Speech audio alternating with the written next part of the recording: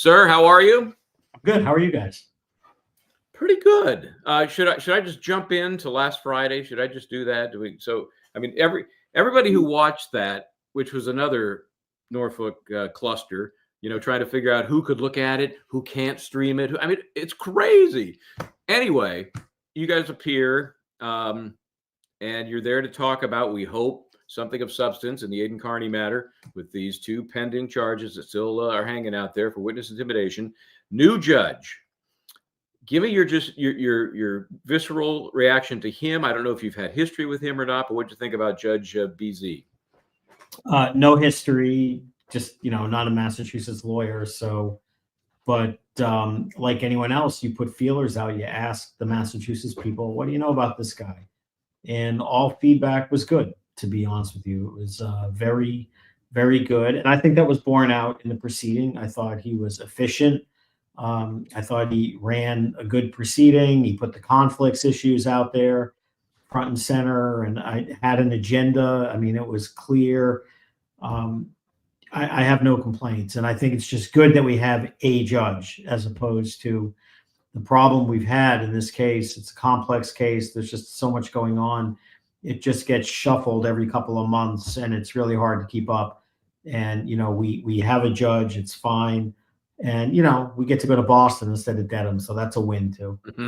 I had to tell you, people have been saying that Michael and I, because we were kind of fighting a little bit on the show. We weren't fighting. We never fight. We had a healthy disagreement. It's all right. I was of the view that this was a good move. And, of course, I love Boston juries. I love Suffolk County juries. Mm-hmm. And I thought that jury, a Boston jury, they get it. They get things really good. And so I was really happy with the way things turned out. My cohort here, who I love and adore as my co-host, even though he is, having feelers out to replace me because I've been gone so long, it wasn't so happy with it. Yeah, Mark, did you get my note about that? Oh, no. You didn't like the way it went? No. We were just talking about, we were giving her a hard time because she was busy last week, and so I may have talked to a number of people about filling in. Anyway, go ahead.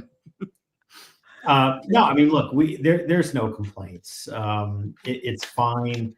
He also did what we wanted, which was to bifurcate the conflict issue from all of the other issues, which, at the last discussion about this, which was in front of a different judge involving a whole number of issues, including Karen Reed's cell phones, that whole fiasco. The answer at that time was just, we're going to do everything on December 5th. And then, in between then and then, what happened? A new judge was assigned. They didn't file their motions on time, so the date had to get changed into a status conference, and we got the bifurcated proceeding out of it. So I think that's actually a good sign that everyone agrees and recognizes that if there's a conflict, we shouldn't be talking about the guy with the conflict writing motions to dismiss cases in which he, our view is has no right prosecuting in the first instance. So yeah, no, we're happy.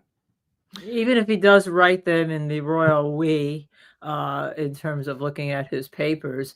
But with regard to that, I thought it was interesting that he said, well, if you conflict me out, Judge, there's no reason for me to be the other cases. Now, me being Italian and being a little bit suspicious of things, I'm thinking to myself, well, yeah, you don't really want to try anything where, you may be able to try to stack the evidence, or maybe you'll get more money because it would take longer. So I thought that was an interesting comment from Mr. Cosgrove, who, by the way, Michael Bryan has named Cosgrave. Right. Well, until he learns how to pronounce Carney's name properly, he doesn't deserve to have his name properly pronounced. I thought the comment about if you kick me off the one case, I'm going to quit on the other is actually very interesting, and something that we will address in our written response, for the simple reason, why so interested in the case with the obvious conflict, but no interest at all in the other one, in which there is no conflict, in the 25 window intimidation case. It has nothing to do with the witness at issue. But then again, why the interest in the other one? And is that professional? Is that personal? Is, again, the appearance of all kinds of things. That was a strange comment, I thought, actually.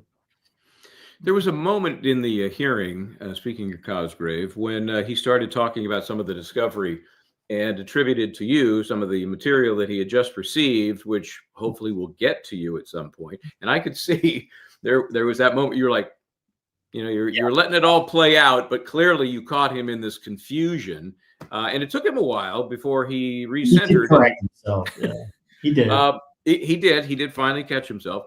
Let me ask you about what you've really gotten and what you haven't. Have you gotten anything since Friday? No. I mean, the check's in the mail. We accept that representation. Yes.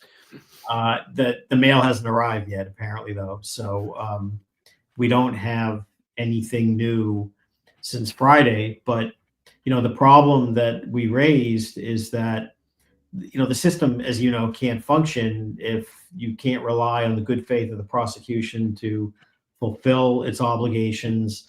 And again, the court accepts generally, unless there's proof that they haven't complied with, that any representation they make is accurate. And you would hope that's the case. I mean, again, you can't have a civilized criminal justice system if literally you can't trust what the prosecution is saying most of the time. But in this case, we have no clue whether they've complied or will comply with their discovery, because they've said time and time again that they have. Then other stuff shows up. Other stuff shows up on Twitter that we don't have. Other material that is clearly discoverable and in certain cases exculpatory shows up in freedom of information requests that have nothing to do with them fulfilling their discovery obligations in a case like this. And, you saw the other day on Friday, something I've never heard in almost 30 years of this. The now recused / dismissed former special prosecutor has a grand jury exhibit from 2023 that he found and is handing to you in December of 2025. And, I only just got this. The state police were not aware of this, and I was not personally aware of this. And of course, as lawyers, we all understand, legally speaking, that means bupkis. I mean, the Commonwealth is the Commonwealth is the Commonwealth. The cops, the DA, the victim witness advocates, the paralegals, they're all the same entity for purposes of possessing evidence, and they're obligated to turn it over. And just the idea that this kind of thing is not being turned over.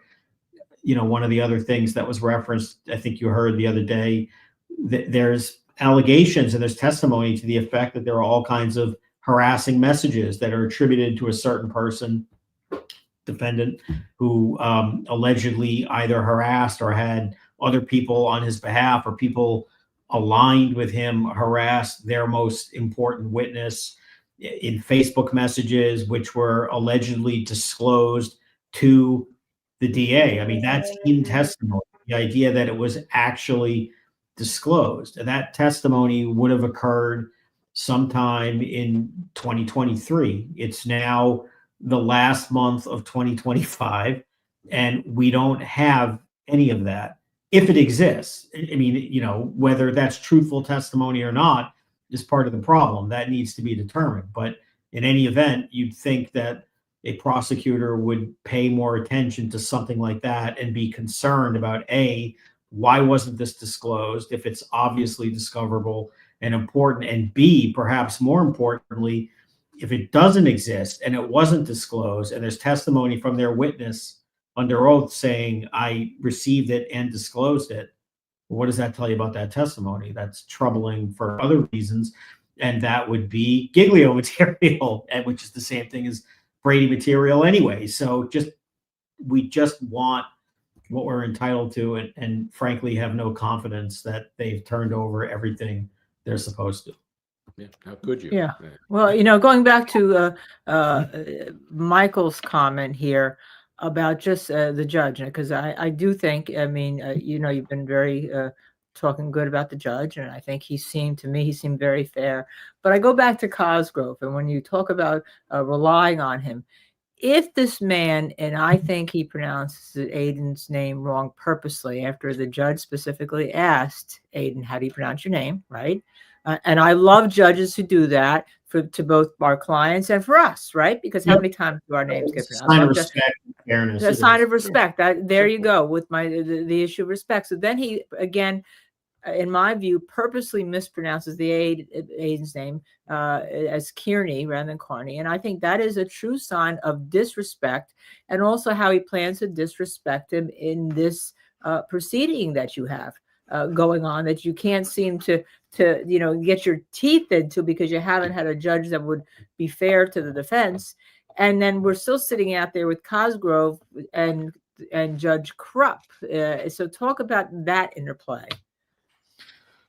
I mean, he's trying to search cell phones that were seized in early 2024, and warrants from January of 2024.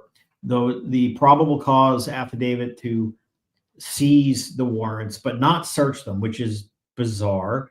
That's not how we would do it in New York, for sure. For sure, or Jersey.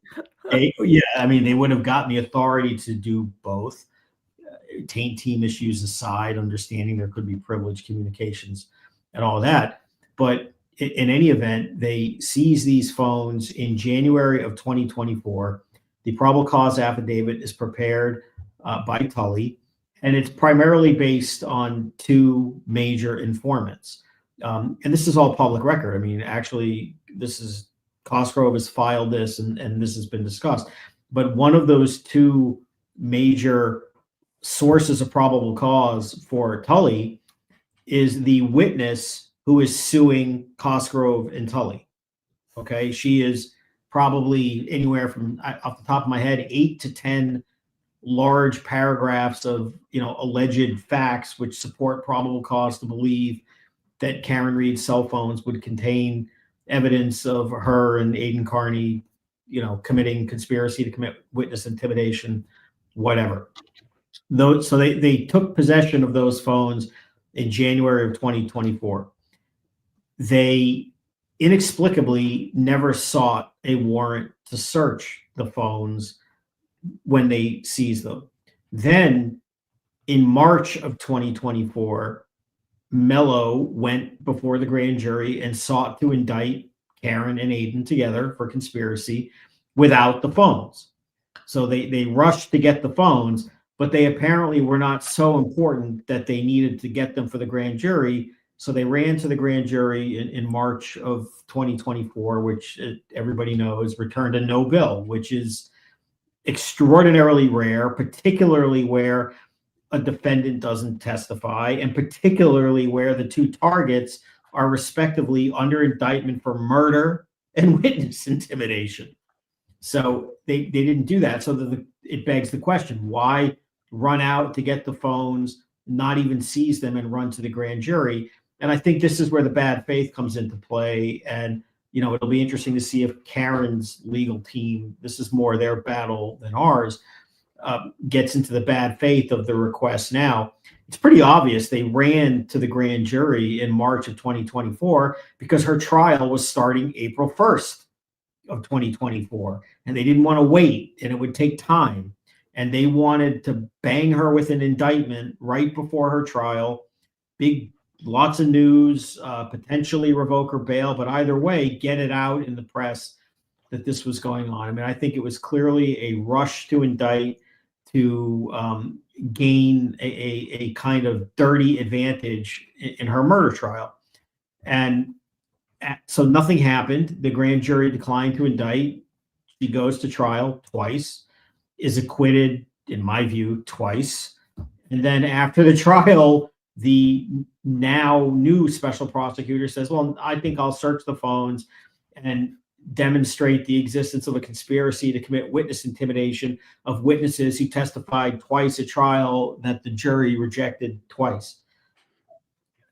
Where but Massachusetts would this happen? Exactly. I know it wouldn't happen in considering. I mean, that's where we are.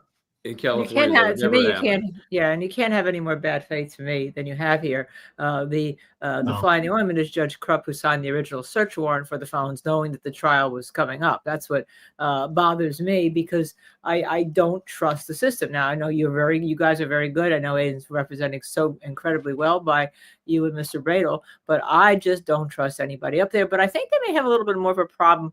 They're going to be in a bigger, to me, by being in Boston, with the Boston press and the Boston media now, this is going to be, to me, a bigger story. I don't know if you feel that way, but I think now that you're going to be located there, they may even pick up the story even more than they have. I mean, I do, in the sense that Boston's the big city and the media outlets, it's just natural that, I mean, look, generally speaking, cases in Manhattan get more coverage than cases in Brooklyn, and cases in Brooklyn generally get more coverage than cases in Queens, and cases in Queens get more coverage than cases in Staten Island, and so on. I mean, when you go to the city, you're going to get more. I mean, we're only going to be there necessarily for 1 or 2 appearances, depending on where the judge ultimately ends up. I mean, I have no doubt we're going to end up back in Dedham at some point, but I do think that these oral arguments on kind of the juicy issues that have to be litigated being in Boston,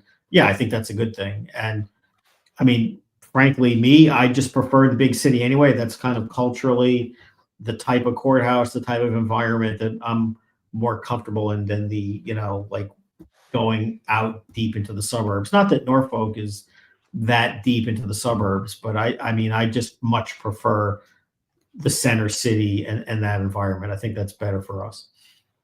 There's something that something you said there suggests that you're realistically facing what might happen in the recusal and motions to dismiss. No matter how well you've prepared them, documented them, the odds of winning, in my opinion, either of them is difficult. And so you're looking down the road. Would you agree with that? Well, I mean, you always have to. I mean, you can't assume that motions get granted. I mean, it's interesting because, in the Twitter universe and Twitter law school, everybody judges every argument, every motion, every statement, every comment as this be all end all huge win or a huge loss, and what a big deal one way or the other it is. And of course, in the real world, that's not how lawyers operate. I mean, you have a long game strategy. You realize that there are skirmishes. Sometimes there are battles.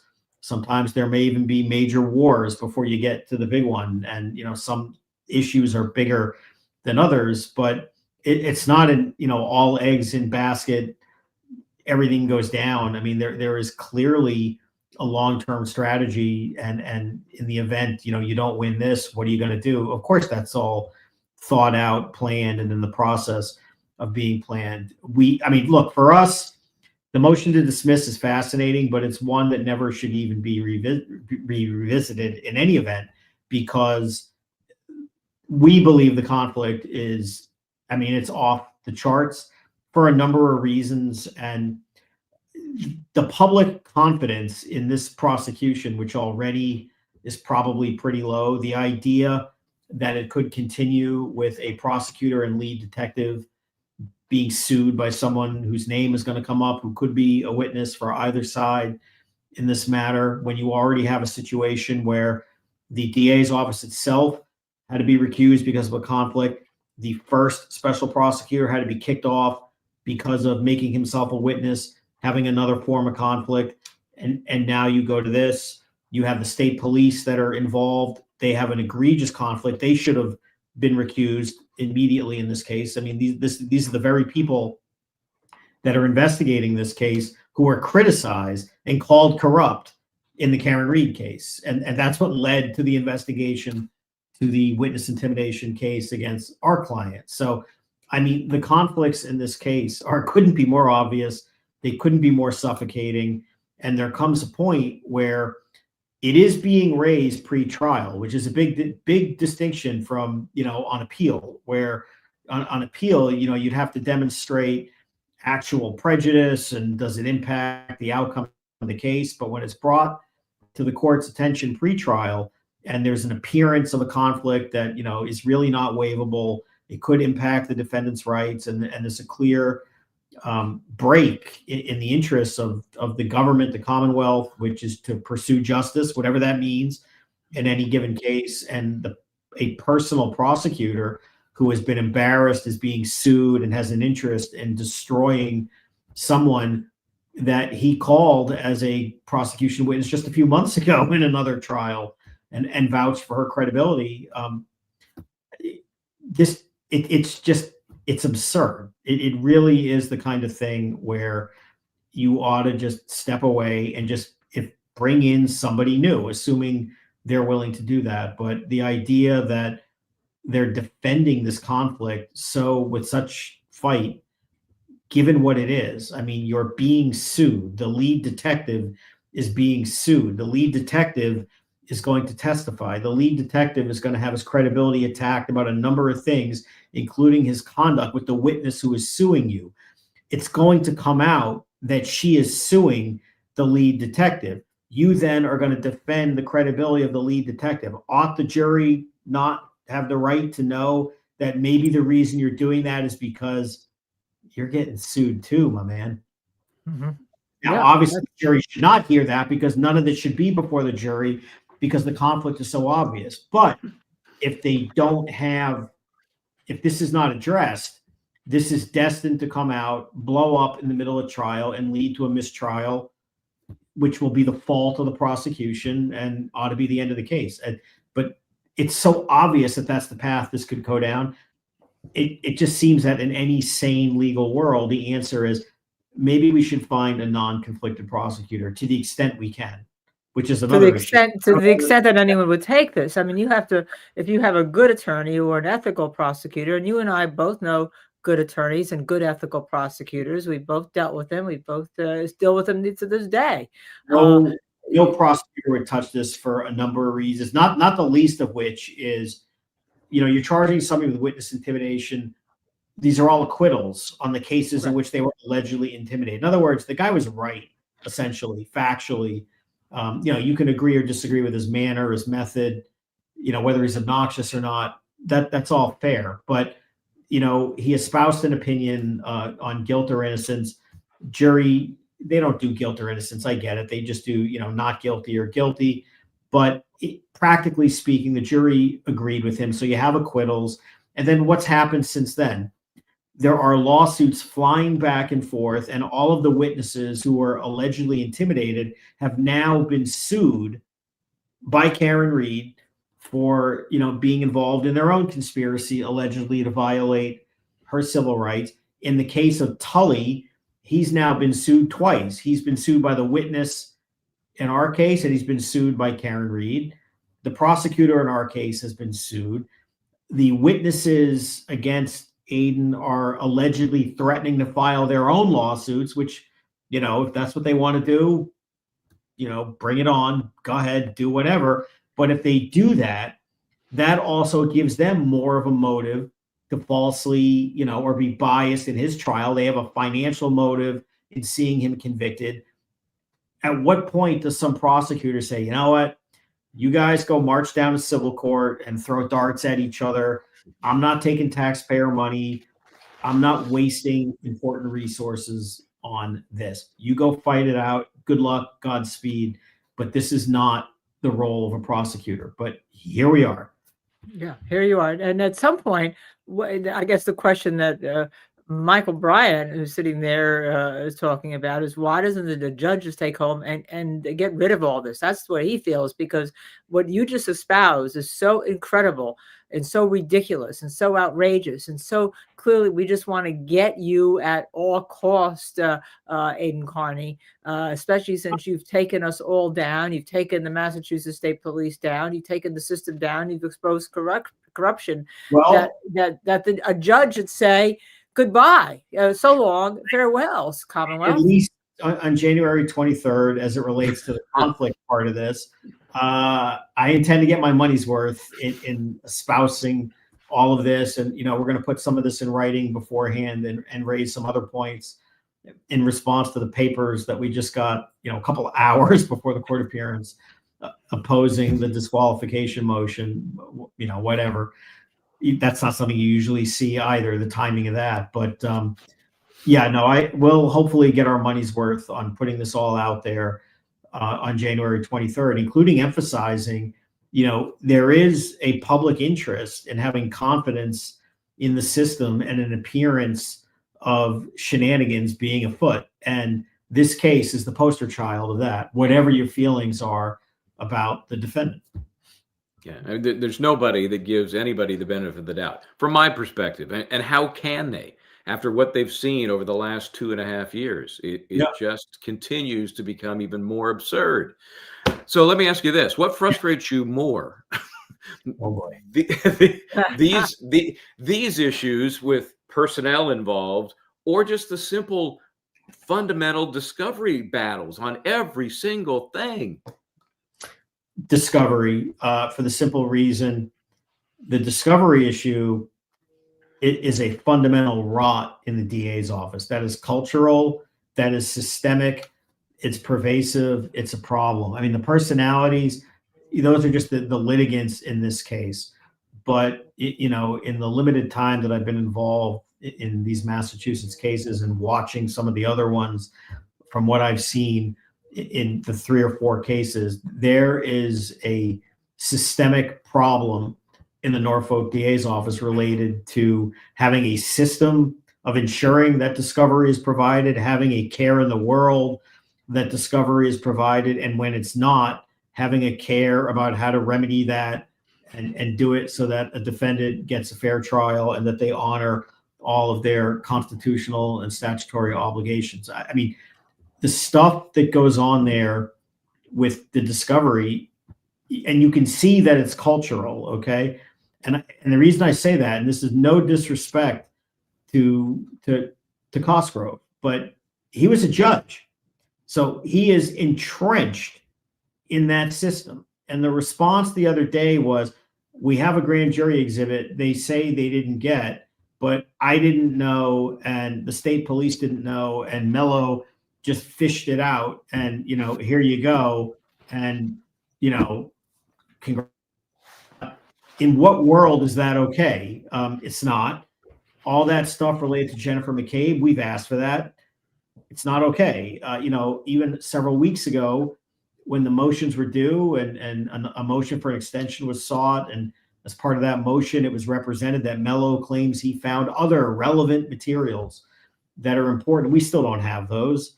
We don't know what the hell they're talking about. We don't know why things don't get disclosed. And the general attitude appears to be, what's for lunch, right? I mean, now, to this judge's credit, when we raised some of this and said, I don't understand for the life of me, if the answer is, well, Mello's finding drips and drabs, go to his house and office and collect what are we doing? It's your obligation. And, the judge said, I'm not going to force them to do that, which I understand. He's not literally in the role of telling them how to do their business, but he did say, if you don't do what you're supposed to do, there are grounds for sanctions, which is the first time that has at least been mentioned in any serious way, that, yeah, if you have evidence that you're not disclosing, turn it over. This idea that they couldn't get an affidavit from Mello. I mean, think about it. We accused him of really bad misconduct, pervasive misconduct. The ordinary course in responding to those kinds of motions almost anywhere would be to dispute that with a sworn statement of the person you're accusing of misconduct. And if their position is, I did not engage in misconduct, to deny it and explain why the lawyer, us in this instance, are crazy for saying we did. And here we can prove, or at least create an issue of fact to be resolved at a hearing. And the answer here was, I can't format a Word document, so you tell me what you said, and they avoid a sworn statement that way. That's absurd. Right. Imagine a federal court countenancing that in a federal crime. Never would happen. New Jersey, never would happen. So the answer to the question, I guess 10 minutes later, is the discovery stuff is more bothersome because it's more part of their systemic rot than just the personalities and the oddities of this particular case. You saw it in Karen's case with the Sally Port video and God knows what else. You saw it in the Miles King, where apparently search warrants in a murder case take years to disclose, and 2 out of 6 pages at a time. Crazy. You've seen probably other cases. I mean, it's just clearly they don't have a mechanism in place in that office to make sure that these things are being done. And these are on their cases that are high profile, which is also very scary.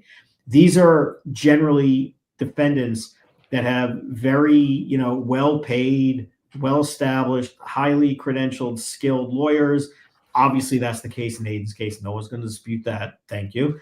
But Karen's case, obviously, in the King case, Rosemary Scapiccio obviously is, an A+ top shelf lawyer. I'd be worried about what's happening in the lower cases where the so-called schlubs are defendants who can't afford those kind of lawyers, who don't have the bright lights of the coverage of people like you or all the other, people who cover these kinds of things, or just the publicity. What the hell's going on in the darkness? I mean, these cases are in the light. So to me, it's the discovery issues with the office as a whole. Yeah, they're getting steamrolled. That's what's happened to those folks, and they're getting crushed by the system. And so it gets me to my original concern, Linda, about the new judge, and that is who's going to have the stones to give real consequence to these flagrant violations. Because what happens is, over time, everybody in the office, and as you suggest, Mark, it carries on to the extensions of each office, are all under that umbrella. They just don't care because there's no consequence. Somebody's got to create a consequence that gets their attention. I agree. And the issue here is, and we'll say this on the 23rd of next month. If you don't disqualify him, he's going to try the case, and these people are going to testify. They're going to be cross-examined, and it's going to come out. And we're going to be potentially examining this witness and then talking about a lawsuit and who the defendants are, and pointing at the guy at the prosecution table saying, that guy, the one sitting right there who's now looking down, or, that's the guy you sued, right? This guy. In what world would any prosecutor say that's a better outcome than just saying, I'm out, when you've already recused yourself voluntarily on another case? But they're drawing the distinction between her being an alleged victim, and now, if you look at the recent filing, well, she's not an essential prosecution witness anymore. Okay. Anymore, right. As if that matters. I mean, so suppose she's a defense witness. Like, for example, this witness has alleged that other prosecution witnesses, that she's aware of things that are very discrediting to other prosecution witnesses. So we certainly have a good faith basis to cross-examine those witnesses about that. If they deny it, we could very well call Lindsay, her name, to testify about that. We've alerted the prosecutor to these credibility issues. Is he looking into this? Because again, it's in the Commonwealth's interest to do justice, and doing justice is making sure they're doing the right thing, whatever that means. Doing the right thing means it's in the Commonwealth's interest to ask not only Gaetani, but the witnesses that she's alleged have done wrong things, to investigate that, to determine whether it might be true or not. They're not going to do that. Their position is going to be Lindsay's lying, and Jennifer McCabe and the other witnesses are all telling the truth. So that leads me, let me interrupt you there a second, because that leads me to a question we have from somebody, because doesn't that put her in legal peril from the Commonwealth by Cosgrove staying in, which is another issue that she may have, right? And why you're talking about them maybe bringing a perjury charge against her. I mean, he point blank said, we believe if she were to be a witness, that, she should have counsel assigned or retained counsel who explain to her what perjury is, and that she could be exposing herself to perjury charges. Is that the position of the Norfolk DA's office, or is that Cosgrove's personal shot across the bow to silence her? Again, the lines get blurred here, and some people are running around saying, oh my God, he's threatening her with perjury. I'm not going to go that far, but these are strange things to put in a response. And there were many strange things, I thought, to put in that response about the witness, about her personal life and things that one usually doesn't see a prosecutor write about, a young lady in a public filing in a case that's, very of high public interest. And by the way, let's not lose sight of the fact every time something embarrassing is put in a filing, in this case about the current witnesses that support them, protective order or impoundment. I mean, it's like, death, taxes, and impoundment. That's how it works there. Not this. This was a nice, loud, public, attack on Gaetani about her personal life for everyone to see. Now, some of those things have been said by others previously, but it's not the kind of thing you usually see a prosecutor do. And you wonder again, is that personal animus? Is that the line being blurred again? Is that prosecutor, or is that I'm pissed off because she sued me when I don't think she has a basis to do that? Either way, it looks bad. It creates this appearance of an obvious conflict, we believe. And then all this, to remind everybody, is obviously you want to win the battle, you want to get the case dismissed, you want the not guilties. But all this is also in light of the fact that you have a statute that's out of control under the First Amendment in Massachusetts, that if your feelings are hurt, basically the common parlance, that could be witness intimidation, which is not only outrageous, I think it's totally unconstitutional. I think it's unconstitutional. I think the Massachusetts Supreme Court would find it's unconstitutional. I mean, if you read the statute literally, you could have these journalists from all kinds of TV shows who run around confronting people outside the courthouse, knocking on doors, saying things that hurt people's feelings. You could make an argument, well, that hurt me and I don't want to go back to court. I'm scared. So I think that they were trying to get me not to testify. They could be liable under that statute. They could have legal analysts. I mean, you could have people like us talking online saying, I saw that witness testify today, and God, that witness, in my view, was lying, was not credible, is really potentially going to expose herself to this or that. She says, well, that's embarrassing and that hurt my feelings, and now I'm scared to go back.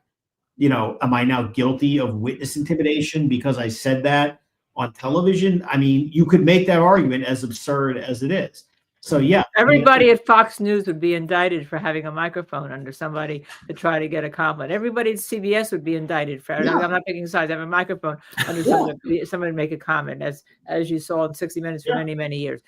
I think it's outrageous. I mean, I think it was on that basis is outrageous. And no one wants to seem to jump in, except you did have the Attorney General who wouldn't take these cases, right? Yeah, the Attorney General was asked on multiple occasions by the DA's office, and they completely declined, much to the chagrin and disdain of the DA, which again, we only learned in emails that were in a FOIL request, not necessarily disclosed to us, but they were publicly put in a FOIA request or response to a FOIA request. Yeah. It's going to take somebody convicted under the statute to appeal it and take it up and let some reasonable minds, take a look at it. For me, and I'm embarrassed to say this, when I'm out in the field and I'm in a courtroom, like I was down at Adelson, I'm talking to just generally witnesses who are queued up to go in to testify. I mean, hey, who are you?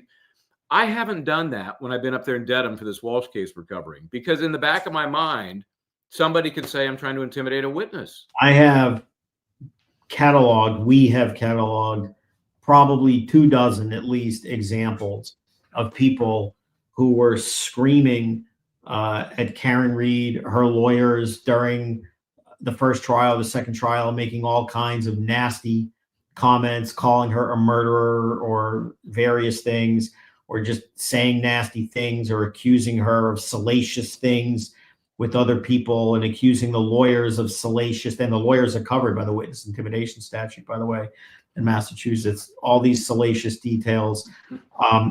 Those are all examples of witness intimidation. I mean, if you're going to do this, let's do this, or not. So when somebody is accusing somebody of witness intimidation under a Massachusetts statute, it's because the way the statute is written, and it may be all encompassing. Here. So, and that's what Layden's being prosecuted. Yeah, and they talk about potential witnesses, right? I mean, that's how they define it. Well, in Karen's case, Karen was a potential witness. I mean, she very well could have testified. She certainly had a right to. She doesn't have to. So just because she was the accused does not make her that she can't be a potential witness. And they're screaming all kinds of terrible things at her. There were online threats that were directed to her at some point. Who's investigating that? Nothing. The only and that's the other thing, is that the statute is enforced in a content-based manner, which is a whole nother reason to not allow this. I mean, if you throw a rubber ducky that says, free Karen Reed, that's apparently, some form of witness intimidation. But if you make threats online, as long as you're on the right side or the wrong side, it doesn't matter. Yeah. And there's definitely selective enforcement. There's no doubt about that. Clearly. Yeah. Yep. I know people are interested in how the Commonwealth can go back to Judge Krupp on the phones, and how can the Commonwealth try to get another indictment on the phones for Karen Reed. I know you said that's really her fight, but that's because what the Commonwealth, I guess, will say is, we never searched the phone, so we didn't put that. I mean, I don't want to speak for them, obviously. What I really hope they do, though, is make the full-throated argument that they're entitled to no grace. They had these phones in January of 2024, and they did nothing except trying to indict her without the phones, and they lost. And then she was acquitted twice. And now, after all this time and 2 years later, now can we search the phones and pretty please let us try to indict her again for the same conduct in which we initially failed when they weren't diligent. They showed no investigative interest at the time in what they were doing. And it calls for a judge to say, not on my watch, no. And I really hope that they make that argument, win or lose, that this is just wrong, what they're doing and the timing of it.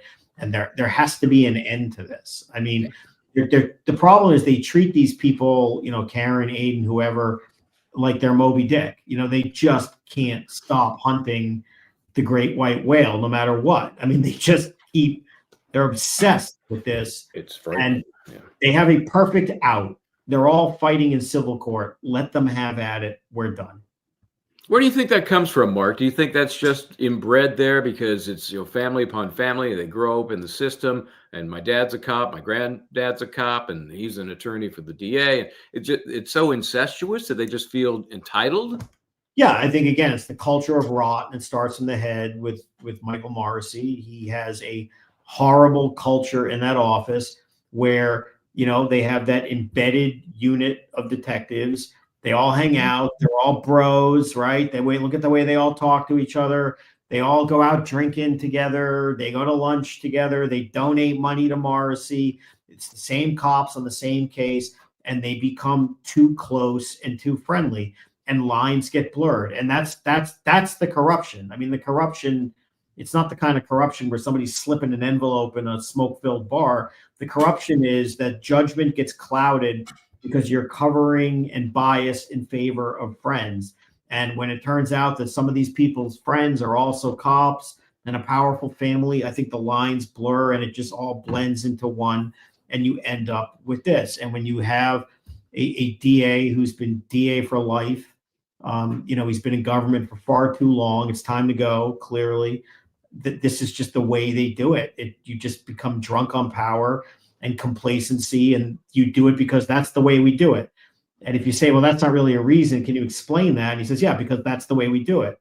I mean, in some ways it's like, talking to a child. Well, because. Well, why? Because why? That's how we do it. This is the way, to quote the Mandalorian. Yeah. Well, yeah. also because this is what, as I always say, for every wrongful conviction in the country that we've seen, there's a judge sitting in that courtroom, because the judges haven't taken a stand and said, no, this is not going to be the way you're doing it. Out the door you go. And I think until we get some courage on the judge's bench, we're going to continue to see that. I always talk about that. And you didn't see it, like in Karen's case, the whole thing with the Sally Port video and the inverted video. Yeah. How the hell that case did not end in a mistrial with the inverted video and the non-disclosure in the middle of trial, to this day, I don't understand. I literally do not understand how the case didn't end.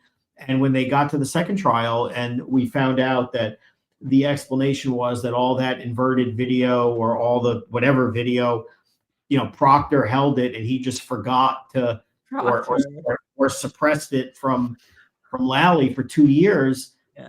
And they're moving to dismiss for intentional misconduct, and a judge in that county doesn't even find that a basis to explore by taking testimony. Well, that's where you get the old "forget it, Jake, it's Chinatown" thing that I always talk about. I mean, it's just the way it is what it is.